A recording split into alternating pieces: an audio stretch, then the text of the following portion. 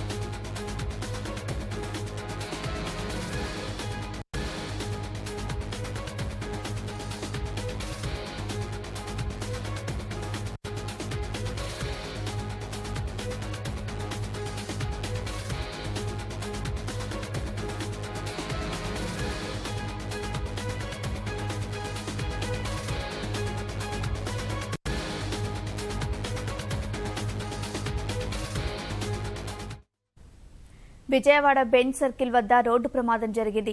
Divider ను Swift car ఢీకొట్టింది. ఈ ప్రమాదంలో 2 మృతి చెందారు. మరో 3 పరిస్థితి విషమంగా ఉంది. మృతులు క్షతగాత్రులు శ్రీకాకుళం జిల్లా పొందూరు వాసులు. ప్రమాద సమయంలో కారులో 7 ప్రయాణికులున్నారు. నిద్ర లేకుండా కారు నడపడమే ప్రమాదానికి కారణమని పోలీసులు భావిస్తున్నారు.